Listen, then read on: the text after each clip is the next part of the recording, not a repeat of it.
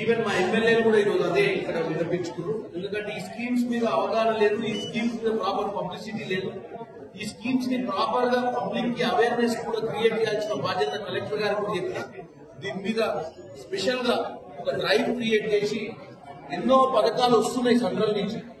మనం వీటిని ప్రాపర్ గా ప్రాపగేండా చేయడం వల్ల ప్రజలకు అవగాహన వచ్చి వాటిని వాడుకునే ప్రయత్నం చేస్తారు. కాబట్టి వీటి మీద ప్రతి డిపార్ట్మెంట్ అధికారి కూడా మేము వినిపించుకున్నాం.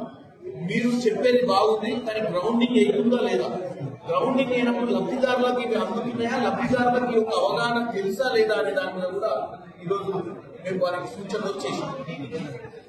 గవర్నమెంట్ లో ఈ సాయిల్ టెస్టింగ్ దానికి సంబంధించినటువంటి స్కీమ్ ఉంది.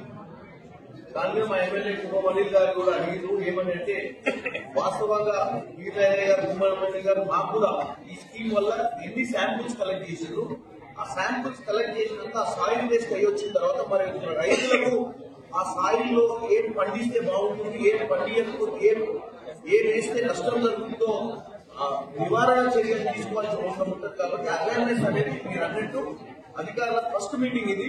డెఫినెట్ గా ఎవ్రీ 3 months కి మేము చేస్తాము.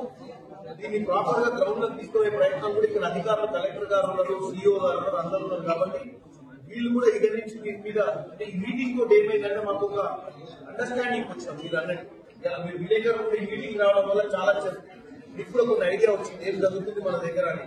డెఫినెట్ గా మీ బాధ్యత కూడా, మా బాధ్యత, మీ బాధ్యత, అధికారుల బాధ్యత, అందరి బాధ్యత ఈ సెంట్రల్ గవర్నమెంట్ స్కీమ్స్ గ్రౌండింగ్ అవడానికి సమావేశానికి ఇద్దరు శాసనసభ్యులు ఊరిగిరి మరియు ఆలయ పిప్పు కీర్ రాజయ్య గారు, ఎమ్మెల్యే కుమ్మమణి గారు, కలెక్టర్ గారు, అడిషనల్ కలెక్టర్ గారు, తర్వాత సిఇఓ గారు, జిల్లా పరిషత్ అందరూ కూడా హాజరయ్యారు. దీనికి సంబంధించి 29 శాఖల అధికారులు సెంట్రల్ గవర్నమెంట్ ఇచ్చేస్తున్న స్కీమ్స్, వాటి ఇంప్లిమెంటేషన్స్, వాటిలో జరుగుతున్నటువంటి కార్యక్రమాల మీద ఒక అవగాహన తీసుకోవడం జరిగింది.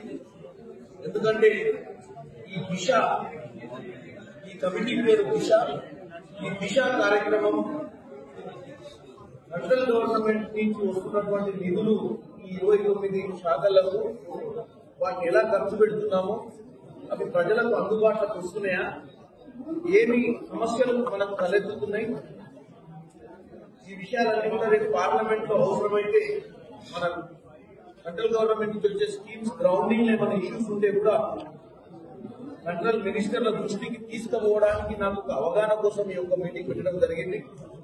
ఎందుకంటే మనకు అవగాహన ఉంటేనే ఆ సబ్జెక్ట్ మీద మాట్లాడటానికి, ఆ సబ్జెక్ట్ మీద ప్రశ్నలు లేవనెత్తడానికి అవకాశం ఉంటుంది. కాబట్టి ఇది ప్రతి 3 నెలలకు ఒకసారి పెట్టాల్సినటువంటి మీటింగ్ ఇది. సంవత్సరానికి 4 క్వార్టర్లకు 4 మీటింగ్లు పెట్టుకుంటే ప్రతి క్వార్టర్ లో మనకు ఏ డెవలప్మెంట్ జరుగుతుందని కూడా తెలుస్తుంది. మా శాసనసభ కూడా ఈ రోజు ఇక్కడికి రావడానికి కారణం చాలా వరకు ఈ సెంట్రల్ గవర్నమెంట్ స్కీమ్స్ మీద గతంలో స్టేట్ గవర్నమెంట్ వాళ్ళకి చాలా అవగాహన ఉంటుంది. ఎందుకంటే సెక్రటేరియట్ లో ఉన్నటువంటి మంత్రులతో కానీ తోటి ఎమ్మెల్యేలే కాబట్టి వాళ్ళకి సంబంధాలు ఉన్నాయి. ప్రతి స్కీమ్ మీద వాళ్ళకి గ్రిప్ ఉంటుంది స్టేట్ గవర్నమెంట్ మీద. సెంట్రల్ గవర్నమెంట్ మీద కూడా ఈ రోజు ఒక అవగాహన తీసుకున్నారు. మంచి మీటింగ్ జరిగింది, 3 గంటల సేపు ఈ మీటింగ్ జరిగింది. ప్రతి 3 నెలలకు ఒకసారి రానున్న రోజుల్లో ఈ మీటింగ్ పెట్టుకోవడం జరుగుతుంది మాది. దాని తర్వాత ఏం చేస్తే బాగుంటుంది, ఏ స్కీమ్ కి ఎక్కువ ప్రాధాన్యత ఉంది, ఆ స్కీమ్ కి ఎక్కువ ఫండ్స్ తీసుకొచ్చే ప్రయత్నం కూడా నేను సెంట్రల్ గవర్నమెంట్ ద్వారా చేయడానికి ప్రయత్నిస్తానని తెలియజేస్తాను.